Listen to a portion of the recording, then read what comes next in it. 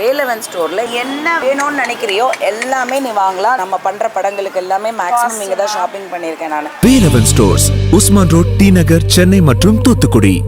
இன்னைக்கு ஆட்சி பொறுப்பில் இருக்கக்கூடியவர்கள் காவேரியை பற்றி பேசுங்கன்னா டீலிமிட்டேஷனுக்கு கூட்டம் போடுறாங்க. நம்முடைய கழக தலைவர் அண்ணன் தளபதி அவர்கள் தொடர்ந்து மேகதாட்டுவில் அவங்க டேம் கட்டுறதுக்கு முயற்சி எடுத்துக்கிட்டு இருக்காங்க.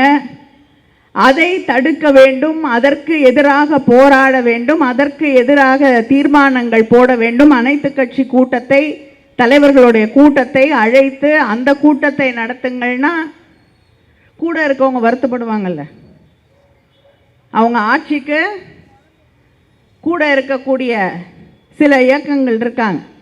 கர்நாடகாவில் அவங்க தான் ஆட்சியில் இருக்காங்க இல்லையா, அவங்க வருத்தப்பட்டுறக்கூடாது அப்படிங்கிறதுக்காக இன்னைக்கு தொகுதி மறுசீரமைப்பை பற்றி கூட்டம் நடத்தியிருக்காரு முதலமைச்சர். நாங்கள்லாம் நாடாளுமன்றத்தில் தான் இருக்கோம். இதுவரைக்கும் போன முறை இந்த டீலிமிட்டேஷன் பில்லு கொண்டு வந்தப்ப இன்னைக்கு பேசிகிட்டு இருக்காங்கல்ல, அவங்கெல்லாம் அவங்களுடைய நிலைப்பாடு என்ன, கருத்து என்னன்னு வாயை திறக்கவே இல்லை. முதலாக அதை எதிர்த்து குரல் கொடுத்த இயக்கம் திராவிட முன்னேற்ற கழகம், தலைவர் நம்முடைய தலைவர் அண்ணன் தளபதி அவர்கள், முத்துவேல் கருணாநிதி ஸ்டாலின்.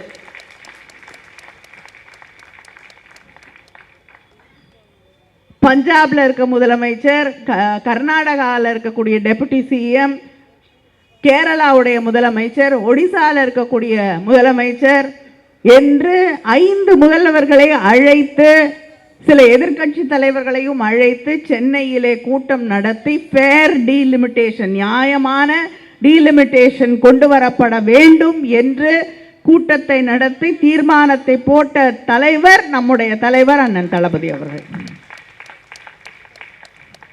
அதே போல சட்டமன்றத்திலே தீர்மானத்தை கொண்டு வந்து அனைத்து கட்சிகளையும், சில கட்சிகள் எதிர்த்தாங்க, பிஜேபி வெளியில் ஏற்றுக்கல, ஆனால் தீர்மானத்தை நிறைவேற்றியது திராவிட முன்னேற்ற கழக ஆட்சியில். தேர்தல் நடந்துக்கிட்டு இருக்கு. அந்த நேரத்தில் கூட எல்லா நாடாளுமன்ற உறுப்பினர்களும் தேர்தல் பணியில் ஈடுபட்டு இருக்கிறோம். இதை எதிர்த்தாக வேண்டும் என்று எங்களை எல்லாம் டெல்லிக்கு அனுப்பி அதை எதிர்த்து ஓட்டு போட வைத்து அதை தோற்கடித்து காட்டிய இயக்கம் திராவிட முன்னேற்ற கழகம். நாங்கள் எங்கள் கருத்துக்களை மாற்றிக்கல. தமிழ்நாட்டுக்கு எந்த காலகட்டத்திலையும் எந்த காரணத்தாலையும் நமக்கு இருக்கக்கூடிய பிரதிநிதித்துவம் குறைந்துவிடக்கூடாது என்பதுதான் திராவிட முன்னேற்ற கழகத்தின் நிலைப்பாடு. மக்கள் தொகை தமிழ்நாடு, கேரளா, ஹரியானா, பஞ்சாப் போன்ற மாநிலங்கள்லாம் குறைஞ்சிருக்கு. சில மாநிலங்களில் மக்கள் தொகை குறையவே இல்லை, அதிகமாக இருக்கு. மக்கள் தொகை அடிப்படையில் தொகுதி மறுசீரமைப்பு செய்தால் குறைந்து விடும். தமிழ்நாட்டுக்கு குறையும். ஏன்னா நம்மளுடைய மக்கள் தொகை கணக்கு குறைந்திருக்கிறது. அவங்கெல்லாம் அதிகமாக இருக்கு. ஏன்னா அங்கே தமிழ்நாட்டில் நம்முடைய மாநிலத்தை கல்விக்கு திராவிட இயக்க ஆட்சிகள், திராவிட முன்னேற்ற கழகம் தந்த அந்த முக்கியத்துவத்தை வேற யாரும் தரல. சுகாதாரத்துறைக்கு நாம் தந்த அந்த முக்கியத்துவத்தை வேற யாரும் தரல. மகளிர் உரிமைக்கு நாம் தந்த முக்கியத்துவத்தை, மகளிர் கல்விக்கு நாம் தந்திருக்கக்கூடிய முக்கியத்துவத்தை யாரும் கொடுக்கல. இதன் பயனாக நமக்கு மக்கள் தொகை குறைஞ்சிருக்கு, அங்கே கிடையாது. அதனால் நம்ம ஒரு நல்லது செஞ்சுருக்கோம். அதுக்காக நம்ம பழிவாங்கப்படக்கூடாது என்று இந்த நிலைப்பாட்டை நாம் எடுத்தோம். எல்லாருக்கும் அதிகரித்தால் நம்முடைய அது பர்சன்டேஜ் மொத்தத்தில் இருக்கக்கூடியதில் நம்முடைய சதவிகிதம் 7.18 இருக்கு. அது எந்த காலகட்டத்திலும் குறைந்து விடக்கூடாது என்பதிலே நாம் தெளிவாக இருந்தோம். இதுதான் நம்முடைய நிலைப்பாடு, மாறாத நிலைப்பாடு. இன்னைக்கும் மாற மாட்டோம், நாளைக்கும் மாற மாட்டோம். யாராலையும் எங்களை மாற்ற முடியாது. ஆனா ஒரு பில்லு தோற்கடிக்கப்பட்டு விட்டது, நாங்கள் மாற்றி கொண்டு வரோம். எல்லாரும் கேட்கக்கூடிய மாற்றங்களை எல்லாம் செய்து கொண்டு வருகிறோம் என்று ஒன்றிய அரசாங்கம் சொல்லுகிறது. ஆனால் பில்லு இது வரைக்கும் வரல. அதில் என்ன மாற்றங்கள் செஞ்சுருக்காங்கன்னு யாருக்கும் தெரியாது. எந்த கட்சியையும் திராவிட முன்னேற்ற கழகம் உள்பட யாரையும் அழைச்சு பில்லு கொண்டு வர போகிறோம், இன்னும் 4 நாள் தான் இருக்குது பார்லிமெண்ட்டு, கொண்டு வரப்படும், நீங்கள் உதவி செய்யுங்க, நீங்கள் இந்த பில்லை பாருங்கன்னு யாரும் பார்க்கல. அப்படி பில்லையும் பார்க்கல. அவங்க பில்லை மறுபடியும் அந்த மசோதாவாக கொண்டு வர போகிறாங்களா இல்லையான்னு யாருக்கும் தெரியாது. கொண்டு வரதற்கான வாய்ப்புகளே கிடையாது. இப்படி இருக்கக்கூடிய சூழலில் எங்களுக்கு தெரிஞ்சு அழைத்து பேசியே இருக்கிறார்கள் என்றால் காங்கிரஸோடைய எதிர்கட்சி தலைவரை அழைத்து பேசி இருக்கலாம் இதை பற்றி. ஆனால் எங்கே யாருக்கிட்டையும் பேசலை. அப்படி இருக்கக்கூடிய சூழலில் பில் வரப்போகுது. எப்போ?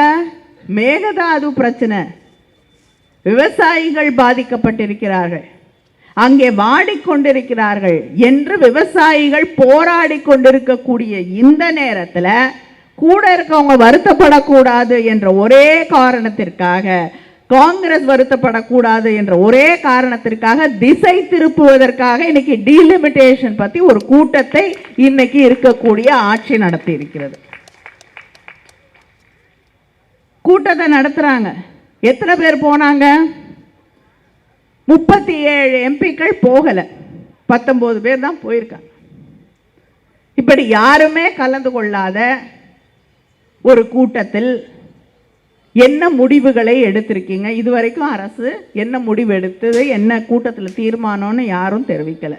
முதலமைச்சர் பத்திரிகையாளரை சந்திக்கிறது இல்லை, அதனால தெரியறதுக்கு வாய்ப்பும் இல்லை. வேற யாரும் சொல்ல. மற்ற தலைவர்கள்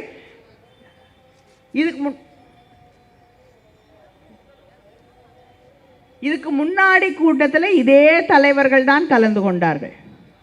ஏன் நம்முடைய தலைவர் நடத்தின கூட்டத்தில் தாவேக்கால இருந்தும் வந்து இன்னைக்கு அமைச்சராக இருக்கக்கூடிய ஆனந்த் அவர்கள் கலந்து கொண்டிருக்கிறார். கையெழுத்து போட்டு போயிருக்காரு அந்த தீர்மானத்தில்.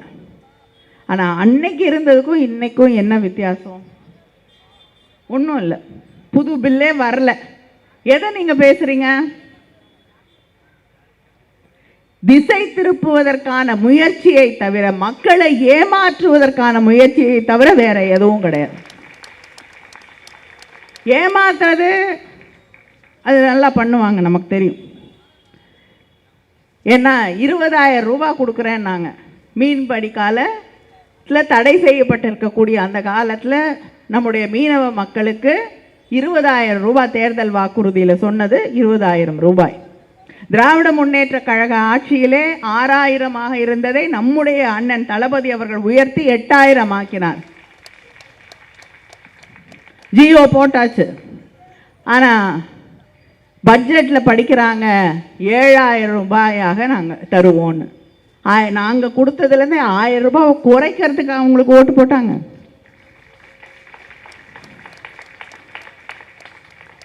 இப்படி எல்லாமே. பரந்தூரில் ஏர்போர்ட் கட்டக்கூடாதுன்னு சொல்கிறீங்க.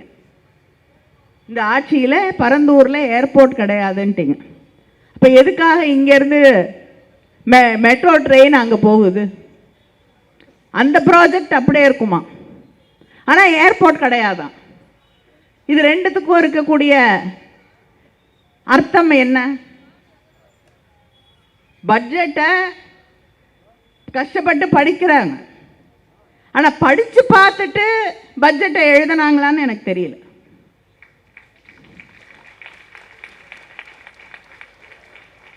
ஒரு பட்ஜெட்டில் எல்லாமே பேர் மாத்திரத்துக்கான ஒரு பட்ஜெட்டை முதல் முறையாக அரங்கேற்றி இருப்பது இதுதான். தலைவர் கலைஞருடைய பேரை எடுக்கணும். நீங்க முதலமைச்சராக ஆயிட்டீங்கன்னு உங்களுக்கே நம்பிக்கை இல்லைன்னா நாங்க என்ன பண்ண முடியும்? முதல்வர் படைப்பகம்னு வைக்கிறோம். அது எந்த முதலமைச்சராக இருந்தாலும் முதலமைச்சரை குறிக்கும் இல்லையா? நீங்க ஏன் முதல்வர்னா முத்துவேல் கருணாநிதி ஸ்டாலின் நினைச்சுக்கிறீங்க? நாங்க சொல்லலையே. அவரே என்ன வச்சாரு? அவர் ஆட்சியில் இருந்த பொழுது என் பேரை வைக்காதீங்க, முதல்வர்னு வச்சா பரவாயில்ல, நான் முதல்வன் திட்டம், அந்த பிள்ளைகளுக்காக தன்னை முதல்வனாக அந்த பிள்ளைகள் நினைத்துக் கொள்ள வேண்டும் என்பதற்காக வைத்த பெயர். அந்த முதல்வன் பேர் வந்தாலே உங்களுக்கு அவர் ஞாபகம் வந்தா நாங்க என்ன பண்ண முடியும்? இப்படி எதை இப்ப கூட சொல்றாங்க, பேப்பர் படிக்க சொல்றாங்க, பேப்பர் படிக்கலையான்னு கேட்குறாங்க. உங்களுக்கு அந்த விவசாயிகள் படக்கூடிய பாடு என்ன என்று புரிந்தால், குருவை அங்கே பொய்த்து விட்ட நிலையிலே, நாங்கள் சொல்லலை, உங்களோட கூட்டணியிலே இருக்கக்கூடிய கம்யூனிஸ்ட் இயக்கத்தை சார்ந்த தலைவர் திரு முத்தரசன் அவர்கள் சொல்லுவது, அதையாவது கேளுங்க. நீங்க கொடுக்குறேன்னு சொன்ன நிதியை பணத்தை தான் கொடுத்துருக்கீங்களே தவிர அவங்களுக்கு குருவை பொய்த்ததற்கு தர வேண்டிய தொகை இழப்பீடு தரவில்லை என்பதை புரிந்து கொள்ளுங்கள். அது பத்திரிகையை பார்த்தா வராது. ரெண்டுக்கும் என்ன வித்தியாசம் தெரிஞ்சாதான் வரும். அதனால கிண்டல் பண்ணுகிறேன் என்று எது ஆட்சியிலே நாம் பொறுப்பிலே இருக்கிறோம் என்பதை புரிந்து கொண்டு பொறுப்போடு பேச வேண்டும் என்பதை நீங்கள் புரிந்து கொள்ள வேண்டும்.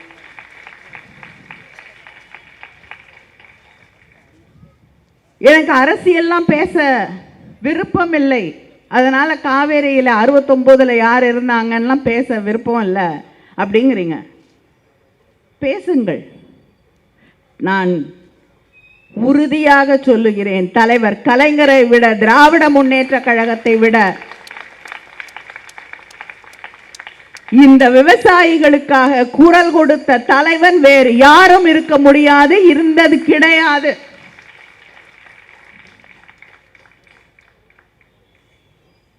ஒரு கூட்டத்தை போட்டு எல்லா அனைத்து கட்சி கூட்டத்தை போடுவதற்கு மனதில்லை, தைரியம் இல்லை.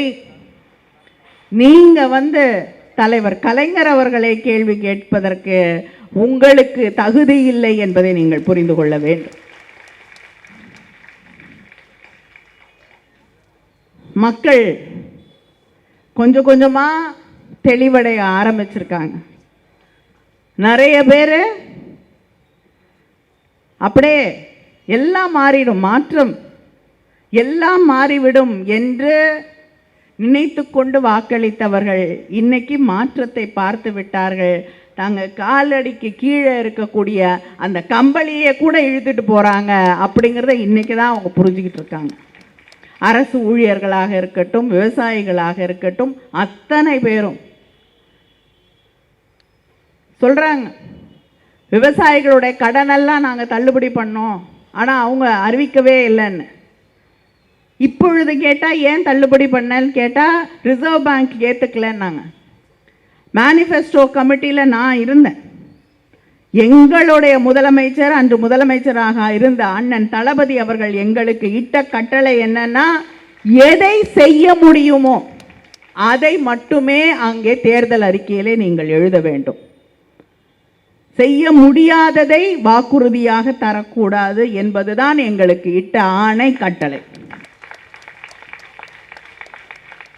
அன்னைக்கும் ரிசர்வ் பேங்க் இதை பண்ண முடியாதுன்னு சொல்லியிருந்தாங்க. ஆனால் நாங்கள் மக்களை ஏமாற்ற விரும்பவில்லை.